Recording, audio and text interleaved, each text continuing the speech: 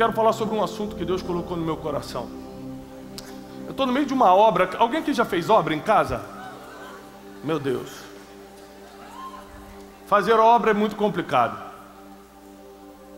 Pedreiro que vai trabalhar na sexta, alguém conhece? É difícil, né?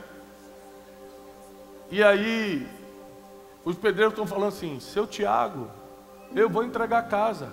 O senhor está falando isso já há 1 ano e meio. Falou, mas mais uma semana. Eu falei, já passou 2 meses da última vez que você falou 1 semana. É muito complicado reformar. Porque muitas coisas saem do teu controle.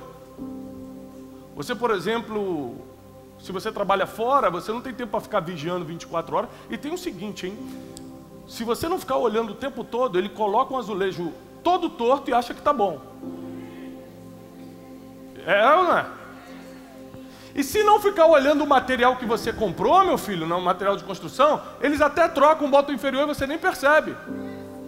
Lógico que não são pedreiros brasileiros que fazem isso, é de outro lugar. No Brasil isso não existe. Você tem que ficar atento com tudo numa reforma, impressionante. Aí eu tenho que chegar do trabalho cansado, gravo o dia todo, faz um monte de dinheiro, tenho que passar na obra para ver como é que está. Eu falo, meu Deus, ainda está isso, por que não botou? Não botou o lustre, porque o fulano da pintura que não veio, a culpa não é minha não, é do pintor. Aí um começa a jogar a culpa para o outro. Reformar é muito complicado. Reformar é muito estressante. Reformar gasta muito. Quem aqui já reformou? Só levanta a mão quem já reformou e o orçamento estourou. Aqui, quem o orçamento estourou? Meu Deus, está aqui. O cara fala assim, seu Tiago, não vai passar de 10 mil. Eu falei, posso ficar tranquilo? Ele, tranquilo. Na primeira semana já estourou o orçamento. Ou seja, você gasta mais, você se preocupa, só que reformar às vezes é a única solução. Por exemplo, essa casa, eu não conseguiria ficar no banheiro do jeito que estava. Os azulejos estavam se deteriorando. Eu não conseguiria criar meus filhos felizes do jeito que os quartos estavam dispostos. Eu precisava reformar, eu precisava ampliar o corredor, eu precisava colocar um banheiro no quarto das minhas meninas. Eu tenho 4 filhos, 2 meninos, 2 meninas. Então não teve jeito. Eu tive que partir para uma reforma, para uma reconstrução. Eu tive que partir para renovar o que era importante para mim. E tem áreas na tua vida que você está vendo que o banheiro está podre, que o quarto está ruim, que o lustre nem acende mais, e você acostumou com a miséria nas emoções, com a miséria na vida financeira, com a miséria do casamento. Essa luz nem acende mais, mas também já faz 10 anos assim. Tem gente que acostumou. Até hoje guarda as panelas dentro do fogão. Aqui não tem isso, mas tem gente que até hoje guarda as panelas dentro do fogão, podendo colocar um negócio que custa 20 reais para pendurar na parede. Tem gente que até hoje, aqui também eu sei que em Brasília não tem isso, que quando o shampoo está acabando,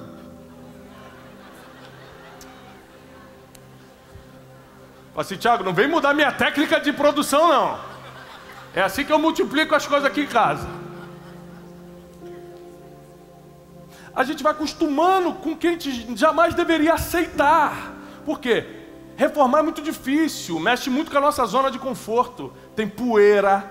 Imagina você ter que reformar morando. Deus me deu uma bênção, eu estou reformando, mas morando em outro lugar. Isso é uma bênção. Mas quando se trata das áreas da nossa vida, a gente reforma morando dentro.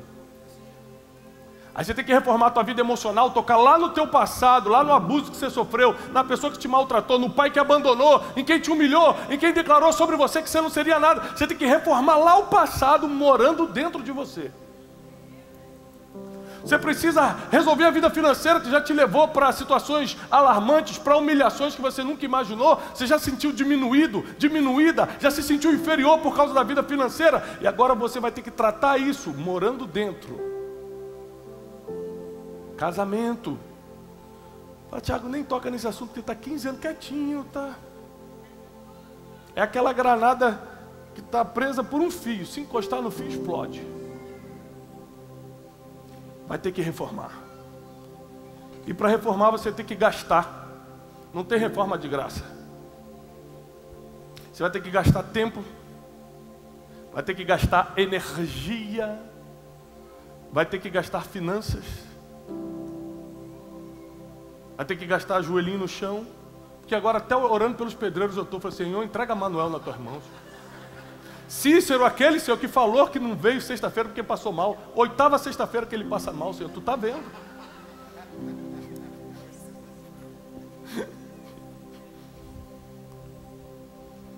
Reformar é muito difícil, só que não tem outro caminho, sabe por quê?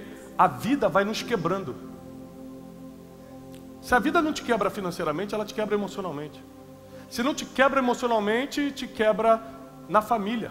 Se não te quebra na família, quebra no casamento. Se não quebra no casamento, quebra nas amizades. Quem aqui já teve uma amizade rompida de uma forma dolorosa? Uma traição na amizade, alguém que falou mal de você. Você deu tudo para a pessoa fingiu que você não existe mais. Alguém? Leia um livro especialista em pessoas.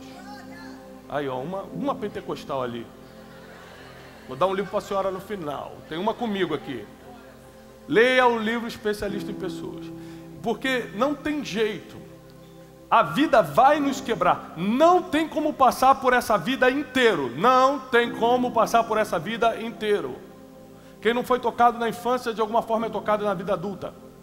Quem não perdeu na adolescência, de alguma forma perde depois. A vida é cheia de idas e vindas, cheia de altos e baixos.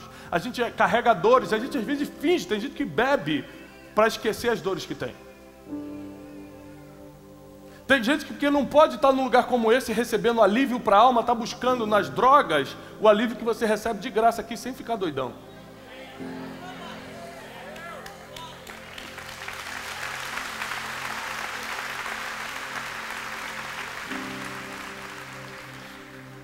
Mas a dificuldade de reformar, reconstruir, refazer, é porque nós temos a impressão, e de certa forma mas a impressão é maior do que a realidade, é que nós vamos trabalhar em dobro. Puxa, alguém já construiu esse banheiro, agora eu vou ter que refazê-lo?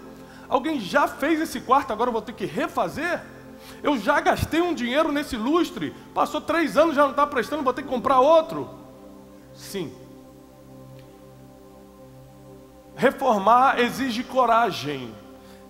Exige esforço, porque você vai ter que trabalhar mais do que o normal. Por exemplo, quando eu comecei a reformar essa casa, a arquiteta chegou para a gente, para mim e para a Janine, e falou assim, eu aconselho tombar tudo e começar do zero. É muito mais fácil. Aí sai com aquele pensamento que a gente fica, pensamento limitado. Ah, não, e o tijolo que a gente gastou já? Meu Deus, e essa parede, gente? Demorou muito tempo. Esse vaso ainda está inteiro, né? Não precisa quebrar esse vaso também. Você quer salvar alguma coisa. Você tem muita dificuldade de deixar coisa velha embora. Impressionante. Tem gente que... ainda nem entrei na pregação não, hein? O apóstolo me deu até 1h da manhã. Não sei como é que vai ser hoje.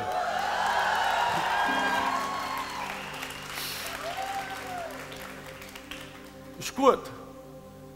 A gente tem tanta dificuldade. Gente que te traiu há 20 anos ainda tira teu sono. Olha como é que você tem dificuldade de deixar a coisa embora. É igual reformar uma casa e querer salvar o vaso. Não, esse vaso sanitário aqui ainda está inteiro. Não, mas está 20 anos aqui. Não está nem manchado, dá para usar. Você quer salvar coisa que já era para ter saído da tua vida há muito tempo.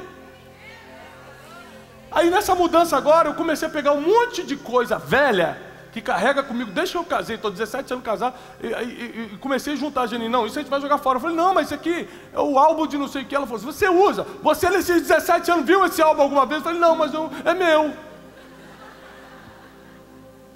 A gente tem amor por coisa que não presta mais. Tem sentimento que está dentro de você que não presta mais, vai embora hoje.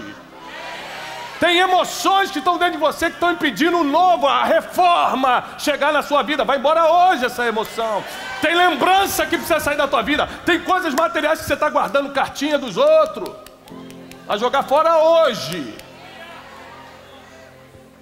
Porque nada que lembra antes da reforma da nossa vida vai continuar dentro. Deus vai dar tudo novo. Na tua vida emocional vai ser novo. Vida financeira vai ser novo. Na tua vida espiritual vai ser muito mais ativado. Na tua vida familiar, conjugal, nas tuas amizades. Deus vai fazer tudo.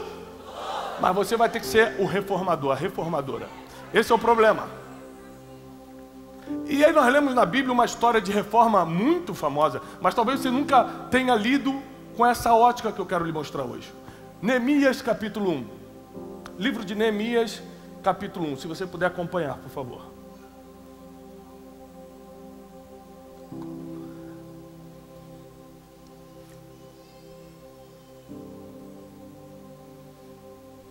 A partir do versículo 2 diz: eis que veio Hanani, um dos meus irmãos, ele e alguns de Judá, e perguntei-lhe pelos judeus que escaparam e que restaram do cativeiro, e perguntei acerca de Jerusalém. E disseram-me: os restantes que não foram levados para o cativeiro, só fazer um pontinho aqui, Neemias estava no cativeiro babilônico, um judeu, no cativeiro babilônico, e no cativeiro babilônico, sendo judeu escravo, foi levado cativo, ele estava trabalhando de copeiro, de garçom, ele servia o vinho do rei Artaxerxes, o rei mais poderoso da época.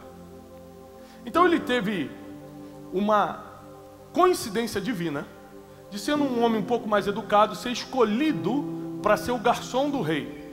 A gente chama ele de uma forma bonitinha de profeta Neemias, mas a Bíblia chama ele de garçom. Ele era um homem que tinha uma vida comum, ordinária, como muitos de nós. Muitos de nós amanhã de manhã vamos ter que acordar e ir para o nosso trabalho bater ponto. Uns vão servir alguma coisa para alguém, porque é garçom. Uns vão ter que entregar iFood ou o aplicativo que você usa, que é motoboy. O outro vai ter que ir para o escritório de contabilidade que trabalha. Vai ter que ir para a empresa, para o seu pequeno negócio. Cada um aqui vai ter que fazer alguma coisa amanhã. E Neemias acordou num dia normal, indo pegar vinho e servir para o rei Artaxerxes. Só que chega Hanani, um dos seus irmãos de Judá, lá na Babilônia, e dá notícia para ele: os restantes que não foram levados para o cativeiro, ou seja, Babilônia invadiu, destruiu Jerusalém, pegou os judeus e trouxe cativo para a Babilônia, para onde Neemias estava. Agora olha só.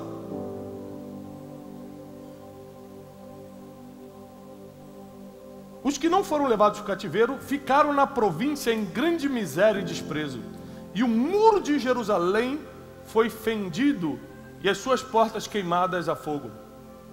E sucedeu que, ouvindo eu essas palavras, assentei-me, chorei e lamentei por alguns dias. E estive jejuando e orando perante o Deus dos céus. Para quem vai anotar, ponto número 1 da mensagem de hoje.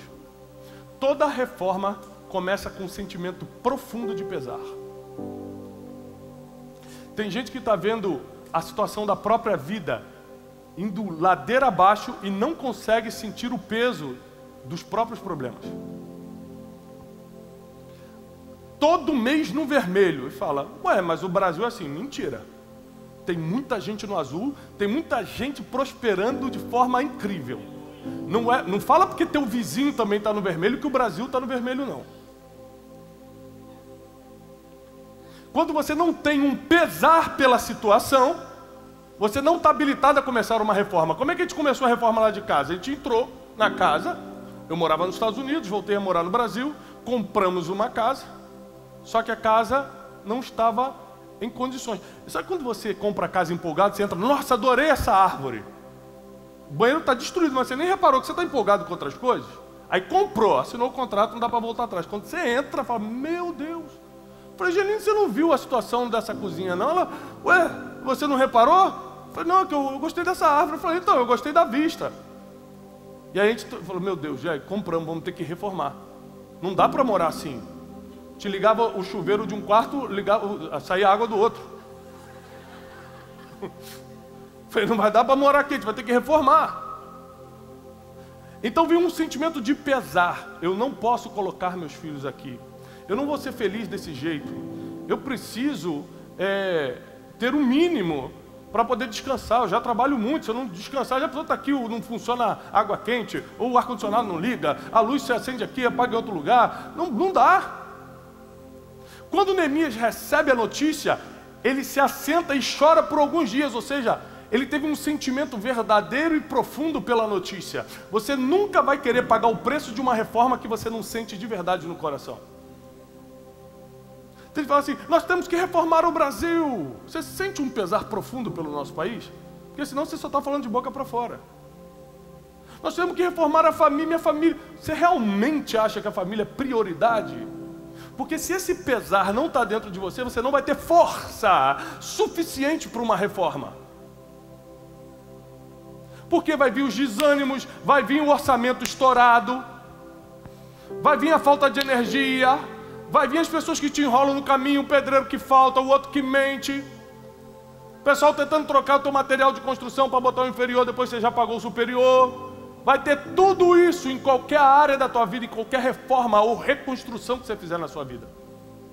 Então, se você não tem um profundo pesar pelo que você vai começar a reformar, nem comece, que eu já te digo, você vai desistir no meio. Tudo aquilo que te incomoda é um convite para uma reforma. Então tem gente, nós estamos aqui num lugar onde os pastores querem reformar a política. Parabéns, porque eles sentem um pesar tão grande que eles vão lá e fazem. Eu não estou lá na política porque esse não é o meu peso. O meu peso é em relação às emoções das pessoas. Como eu passei por depressão, como eu passei por pânico, eu sei como isso destrói a família, como isso destrói a tua vida financeira, como isso te deixa mentalmente abalado. Eu falei, não posso deixar que as pessoas cruzem meu caminho e passem pela mesma situação que eu passei. Eu quero tirá-las daí. Meu pesar é por aí. Então eu comecei a reformar essa mensagem por onde eu passar. Aquilo que te incomoda é um convite para a reforma. Então tem gente aqui que está muito incomodado com o abuso infantil. Aí, ó, Deus já está te mostrando o destino. Começa a falar sobre isso. Tem muita gente que está incomodado com os divórcios, o número de divórcios. Está aí, ó. O que te incomoda é um convite para a reforma. E o que incomodava Neemias? As portas de Jerusalém estarem queimadas. Ele ficou revoltado com isso. Falou, o quê? A cidade de Jerusalém está nesse estado. A revolta de Neemias gerou a força, a energia, a motivação que ele precisava para começar uma reforma. Depois que ele sentiu o pesar, ele foi orar e jejuar. Toda reforma que você começar sem jejum e sem oração, você não vai ter informações privilegiadas. Sabe o que é informação privilegiada? Por exemplo, nos negócios é crime, de tão bom que é. Se eu sei que vai construir um shopping ali, é um negócio. Eu pego essa informação numa reunião fechada e passo para um vizinho para ele comprar o terreno antes do shopping começar, porque ele vai comprar por 5 mil, vai vender por 5 milhões, é crime. Não posso fazer. Porque informação privilegiada no mercado financeiro é crime, de tão bom que é. No mundo espiritual tem uma boa notícia, não é crime, está liberado. Se Deus quiser te dar informação na frente, parabéns, vai sair na frente.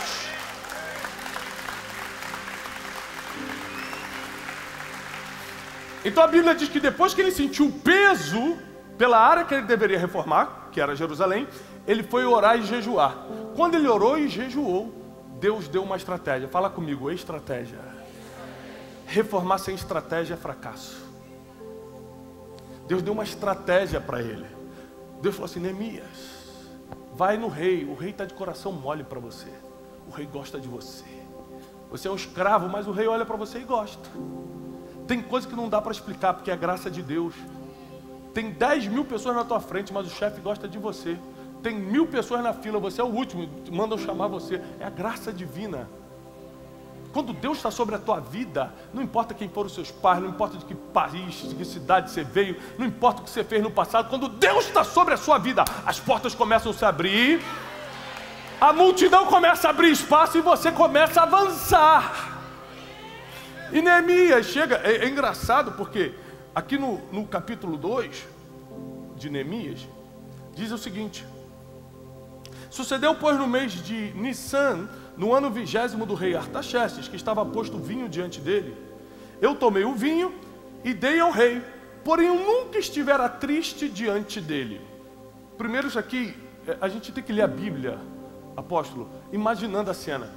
O cara que foi tomado como escravo de Jerusalém e levado cativo para trabalhar para os outros, agora forçado, nunca serviu triste.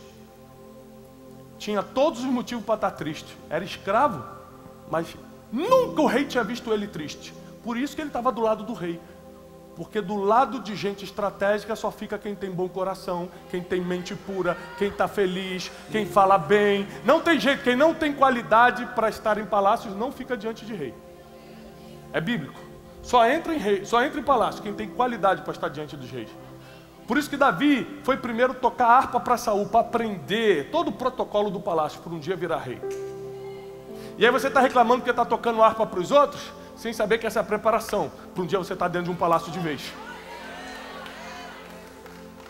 Ou bate ou não bate palma, vamos... Ou recebe ou não recebe.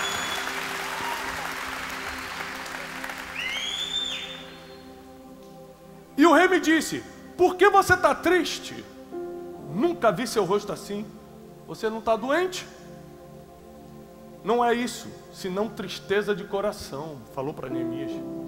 Olha o que Neemias fala. Então eu temi muito em grande maneira. Quem aqui já sentiu medo na vida? Levanta a mão só quem sentiu medo. Senhor, quem não levantou pode levar para o céu, que eles já estão preparados. Estou vendo 2 almas já subindo ali. Deixa eu te falar uma coisa. Neemias tinha uma palavra de Deus. Neemias era um reformador. Era um homem selado para aquele tempo e ainda assim teve medo em grande maneira. Igual eu e você quando está diante de um desafio. Ele falou, eu temi sobremaneira, porque o rei falou, você nunca teve triste, o que houve? Quando o rei só fez uma pergunta, o rei não ameaçou ele de morte. O rei não cobrou nada a ele, o rei só fez uma pergunta, o que houve? E ele falou, eu temi sobremaneira. Ele ficou, meu Deus, o que eu vou falar para esse homem? Eu sou um escravo. Foi ele, foi o exército daqui que entrou lá e destruiu tudo. É que eu vou dar notícia que eu estou chorando por algo que esse homem fez, que esse reino fez contra o meu. Ele teve muito medo. Sabe qual é a lição que eu aprendo com Neemias? Primeiro, ele teve um grande pesar. Segundo, ele orou e jejuou para buscar uma estratégia, que eu já vou te dizer qual foi a estratégia. Mas terceiro, ele teve medo. O medo só não paralisou Neemias. Deixa eu te falar, sentir medo é normal. Ser paralisado por ele não é. Sentir medo é humano. Ser confundido pelo medo já é do diabo. O diabo não vai mais te confundir pelo medo. Essas ameaças que ele coloca na tua mente é mentira. Eu vim aqui para te dizer, é mentira. Isso que quando ele diz que você não vai conseguir, é mentira. Quando ele fala, você só pode vir até aqui, mentira. Quando ele tenta paralisar o que Deus está fazendo na tua vida, mentira. Ele nunca vai poder determinar os teus passos, porque teus passos já foram escritos por quem já viu o teu futuro.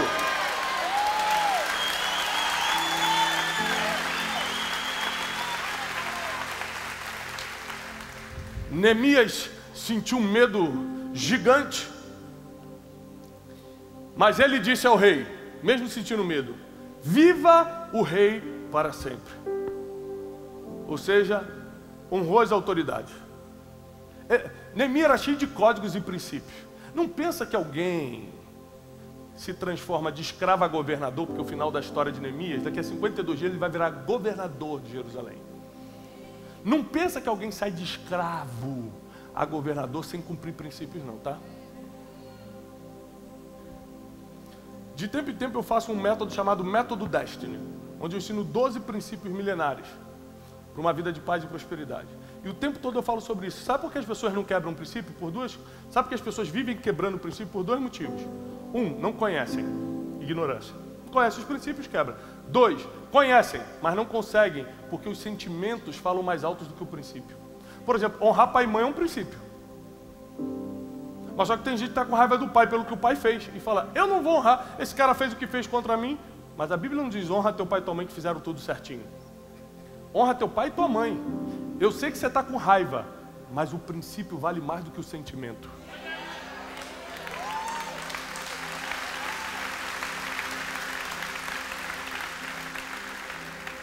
Viva o rei para sempre.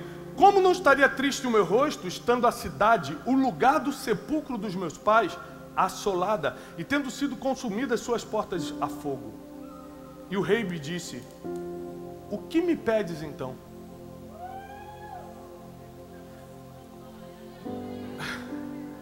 Neemias não pediu nada. Isso aqui é impressionante. Deixa eu te falar uma coisa. As pessoas odeiam um pidão. Você que adora pedir coisa para os outros, sabe, você nunca vai vencer na vida. Eu estudo o ser humano, é o meu trabalho. Meu trabalho profissional lá no Instituto Destiny é estudar o ser humano. A gente vive de estudar o ser humano. Eu escrevi um livro especialista em pessoas, um dos livros mais vendidos do Brasil, porque eu estudei o ser humano para escrever esse livro. E uma coisa que, estudando o ser humano, pela estatística, eu cheguei à conclusão que o pidão nunca se dá bem. Quem está sempre pedindo? Pô, paga para mim hoje o lanche? Pô, você pode me emprestar um dinheirinho amanhã? O pidão nunca se dá bem. Ele vive de mendicância, pedindo ali, pedindo aqui. E é impressionado, eu fico impressionado porque tem gente que tem menos que o pidão e é mais generoso.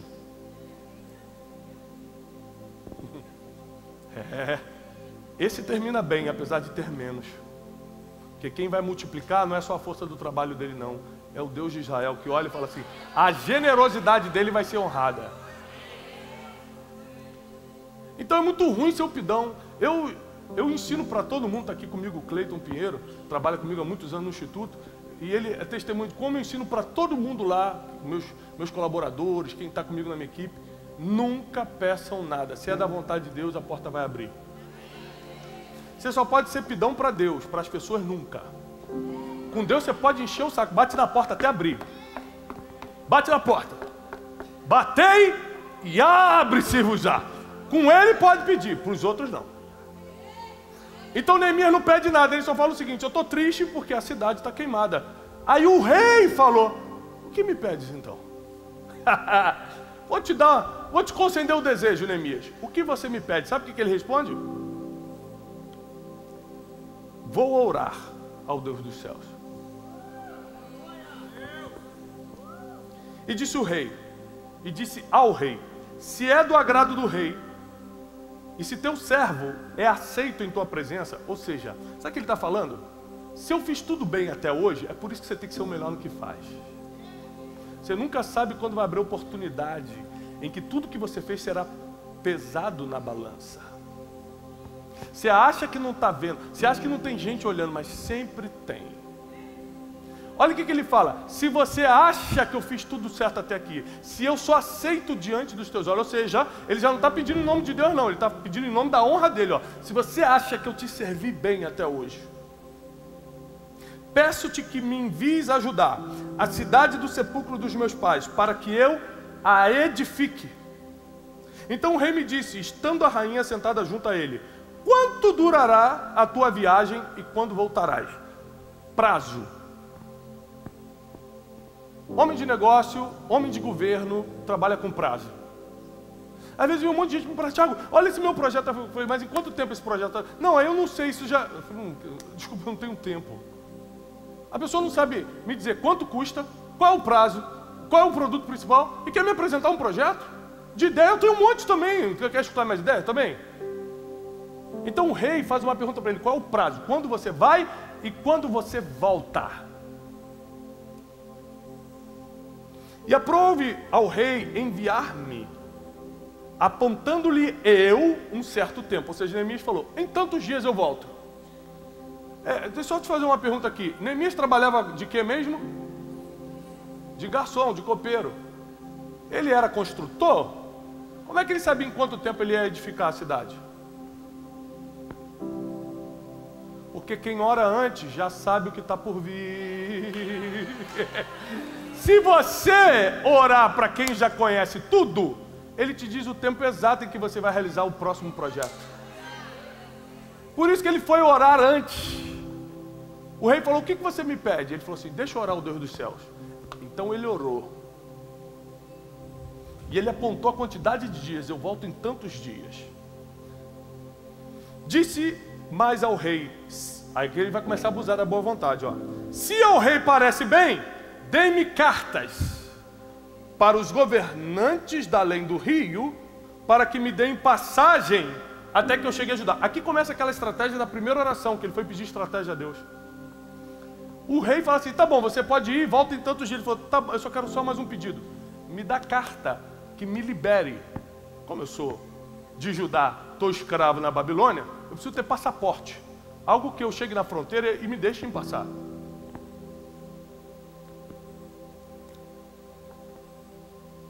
Como também preciso de carta para Asaf, guarda do jardim do rei, para que ele me dê madeira para cobrir as portas do paço da casa e para o muro da cidade, e para a casa em que eu houver de entrar. E o rei deu. segundo a boa mão de Deus sobre mim. Tiago capítulo 4 diz, pedis e não recebeis porque pedis. Se você quer reformar a tua vida, você tem que aprender a pedir. Não, você chega diante de Deus, você imagina se Deus levasse a sério todas as orações que a gente já fez. Deus fala na Bíblia, amai uns aos outros. Quando você ora para alguém que não vai, fala assim, pode levar, prepara e leva. Aí o Espírito Santo que traduz nossas orações para Deus, fala assim, Deus, não é isso que ele quis dizer não, não fulmina ainda não, olha só, o que ele quer dizer é que ele está meio ferido.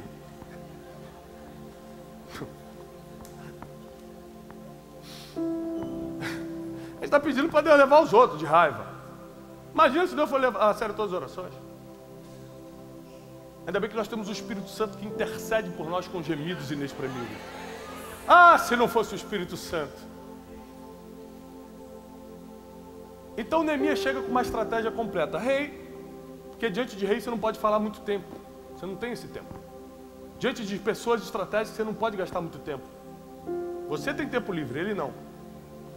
Eu vou voltar em tantos dias, o senhor me dá carta para passar, como se fosse passaporte para eu passar de cidade em cidade, e me dá uma carta de liberação para eu pegar madeira. Ou seja, ele vai reconstruir com o dinheiro da nação que destruiu.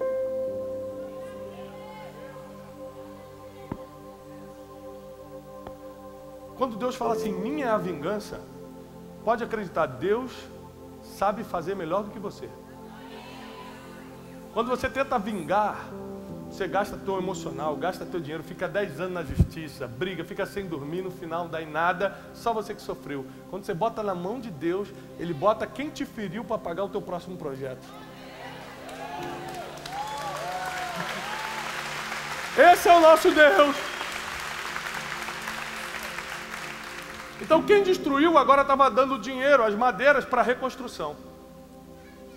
E aí começa a reforma, porque ele teve um pesar, porque ele venceu o medo, porque ele era bom no que fazia, então o rei tinha ele em consideração, e porque ele teve estratégia na oração e no jejum para saber o que pedir ao rei. Mas quando começa a reforma, começam os verdadeiros problemas.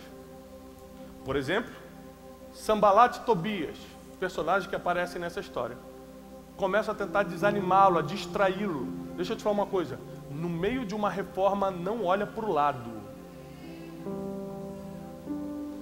Quando a gente começou a reformar a nossa casa, eu e Janine, nós fizemos um compromisso. Não importa na casa de quem a gente for, né? A gente é convidado para muitos lugares, jantares. E aí quando você está reformando uma casa, tem um demônio que entra no ouvido. A gente vai visitar a casa do apóstolo Fádio. Aí Janine já conta, Tiago, aquela queda d'água ali dá para fazer lá na nossa sala também. Mas isso é Satanás tentando te distrair. Porque a obra que ia durar 1 ano e meio vai durar 3 se você ficar mudando o projeto, sim ou não? Então a estratégia de Sanbalat e Tobias era, olha Neemias, deixa um pouquinho essa obra aqui, vem aqui que a gente precisa reunir contigo. E ele fala uma frase que vira um versículo famoso, estou numa grande obra, de modo que não posso descer. A Bíblia diz que Neemias estava tão focado na reforma, que ele com uma mão construía e com a outra ficava com uma espada, caso tivesse que lutar contra alguém que viesse distrair. O problema é que a gente entra em reformas e começa a se distrair. Vou começar uma reforma financeira. Na primeira pessoa que te chama para comer no shopping, tá bom, eu vou só hoje, né? Jesus deixa. Estou na reforma financeira, aí passo no shopping, gente, essa bota está na promoção. Meu Deus, Jesus sabe. Vou fazer o teste. Moça, passa o cartão. Se aprovar é de Deus.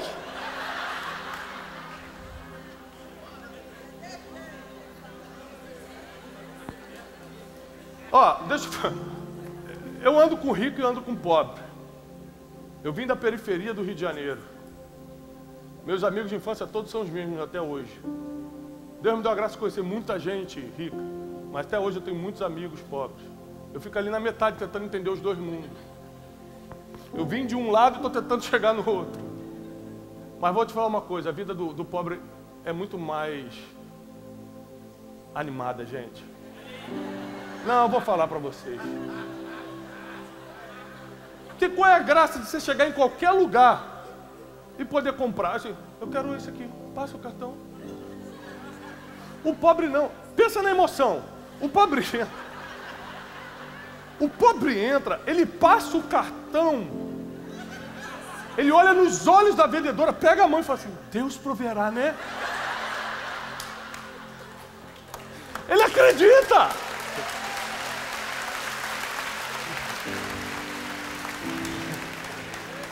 É muito mais emocionante a vida. Não quero dizer que é melhor, mas é mais emocionante. Acho que se Deus quisesse dar uma equilibrada, ia ajudar mais a gente, né? Um pouquinho daqui, um pouquinho dali. Mas Neemias concluiu a sua reforma em 52 dias. Em 52 dias ele levantou Jerusalém. Tempo recorde. A gente não consegue levantar uma casa em 52 dias. A minha já está 1 ano e meio. Culpa de Francisco, de Toinho, Cícero, tudo lá. Se você estiver assistindo, Cícero, sabe que tem uma igreja orando por você, varão. Você vai entregar essa obra.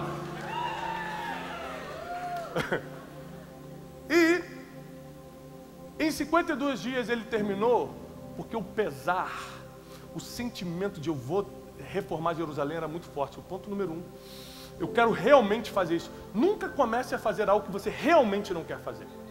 Se realmente não quer fazer, não se mete.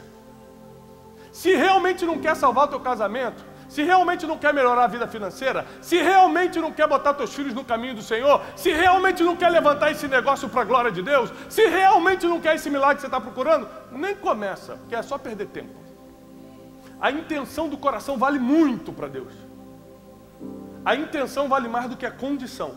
A sua condição vale nada para Deus. Se você tem condição de fazer ou não, isso não é nada, porque quem vai fazer é Ele. Agora a intenção do teu coração vale. Vença os teus medos. Eu lembro como se fosse hoje. Vou te falar um medo que eu tive de reformar. Contratamos arquiteta. Aí quando sentamos com a arquiteta, a primeira pergunta que ela fez quando mostrou o projeto: vocês têm condições de pagar esse orçamento? A Janine me olhou, eu olhei para ela e falei assim: é pela fé ou da realidade a resposta? A Janine me cutucou, fala que tem. Eu falei, mas assim, sem calcular, moça, sem fazer uma conta? Aí foi o primeiro medo que deu. Meu Deus do céu, agora é sério. Agora tem que pagar. Agora não é mais sonho não, agora vou ter que trabalhar. Gente, compre o livro Especialista em Pessoas. São 4 filhos e uma reforma de casa. Vocês não sabem. Você pode mudar uma vida. E aí, o medo, nesse caso, primeiro foi financeiro. Por quê? Geralmente o inimigo usa a estratégia mais antiga que tem, que é a finança. Ele vai tentando te colocar medo das finanças para parar teus projetos.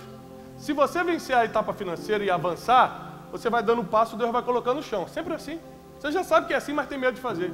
Mas depois vem outro tipo de problema. Vem Sambalat e Tobias tentando te distrair. Vem gente que nunca te convidou para nada, agora te convidando só para você não terminar o projeto que começou. E você não percebe, meu Deus, essa pessoa nunca quis falar comigo.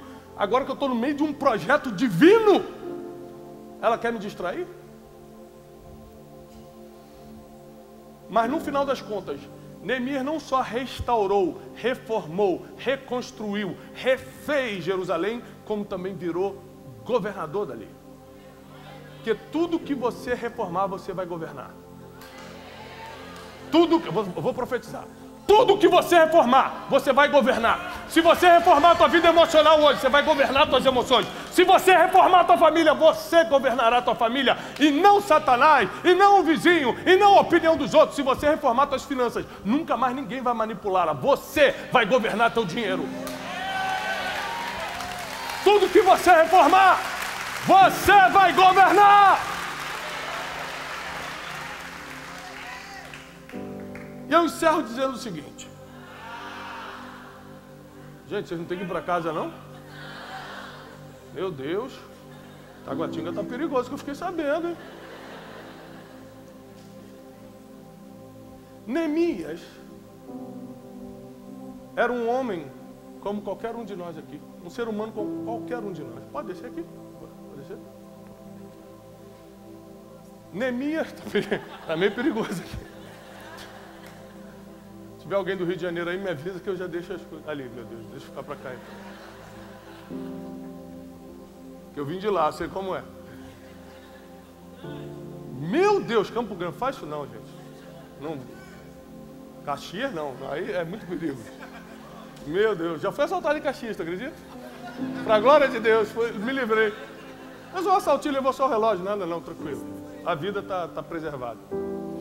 Mas morei no Rio 34 anos, fui assaltado algumas vezes, mas isso é outro testemunho. É outra reforma que eu te conto depois. O que eu percebo em Neemias é que ele era um homem igualzinho a gente, sentia medo, tinha incerteza. Onde ele mostra que tinha incerteza? Se ele soubesse, ele não pedia para orar primeiro. Ele falou, não, deixa eu orar primeiro. Parece que ele é um grande homem temente a Deus e provavelmente era mesmo. Mas é que também quando você não tem certeza das coisas, você vai para quem sabe. É assim que funciona. Você já viu que quando você tem certeza das coisas, você nem quer consultar Deus, por exemplo. Estou apaixonada, vou casar, ele é muito lindo. Consultou a Deus, para quê se eu sinto o amor aqui, ó? Essa é a confirmação. Você nem quer orar para não arriscar de não ser. Quando você quer uma coisa, meu irmão, você bota a desculpa que for, fala que Deus falou contigo. Não, eu escutei num sonho. O próprio Gabriel, o mesmo que anunciou Maria ali, me anunciou que é ele. Aí casa, 6 meses depois separa. Ela falou, não estava na dúvida, era Gabriel ou Lúcifer, porque... Neemias era um homem igualzinho a gente, cheio de limitação, batendo ponto para trabalhar, para servir os outros, trabalhando de garçom, escravo, emocionalmente ferido, com os mesmos problemas que eu e você temos. Mas quando chegou uma oportunidade de reformar alguma coisa, ele entrou com força total e foi isso que o colocou na história. Sabe o que vai te colocar na história? Não é passar para o concurso de juiz, não. Porque tem muito juiz que não está na história. Não é passar para um concurso público ou para isso ou para aquilo. O que vai te colocar na história é reformar as áreas que estão arrebentadas na tua vida. Se a tua família começa a reformar, se são tuas emoções começam a reformar, deixa eu só te dar uma notícia, ninguém vai reformar para você, tá? Eu posso ir na casa de alguém e até me sensibilizar com a casa toda quebrada, mas eu não reformo a casa de ninguém. Sabe por quê? Porque é o seguinte, se ela não tem coragem dela mesmo... Por exemplo, eu já fui na casa de amigos meus que estavam arrebentadas e eu pensei, por que eu não ajudo ele? Até começar a ver que na cozinha os pratos estavam todos empilhados também. Falei, o que isso tem a ver com dinheiro? Ele não cuida nem do prato. Eu vou reformar essa cozinha aqui para ele, vai continuar essa bagunça. Então eu não vou me meter num tratamento de Deus na vida de alguém, não. Por isso eu entendo que ninguém vai reformar nada para você. Se você quer reformar alguma coisa, começa a fazer você mesmo. Por qual área começo, Thiago, se eu estou com tudo ruim? Começa pela área que te pesa mais. Igual o Neemias. Se assentou, chorou por alguns dias, falou, nossa, eu podia estar pedindo pela minha libertação porque eu sou escravo, mas eu prefiro chorar por Jerusalém, porque me pesa muito mais ver Jerusalém destruída por causa da história que ela tem, porque já foi consagrada como cidade do Senhor, já cidade de ouro, porque meus pais estão enterrados lá, porque é a cidade do grande rei. Me pesa muito mais ver Jerusalém destruída do que eu estar aqui como escravo servindo ao rei. Eu prefiro ver Jerusalém. Aquilo que te pesa mais é ali que você deve começar a reforma. E ele começou a reforma por ali. Deus começou a engrandecer o nome de Neemias. Um escravo começou a virar um herói. Vou repetir. Um escravo começou a virar um herói.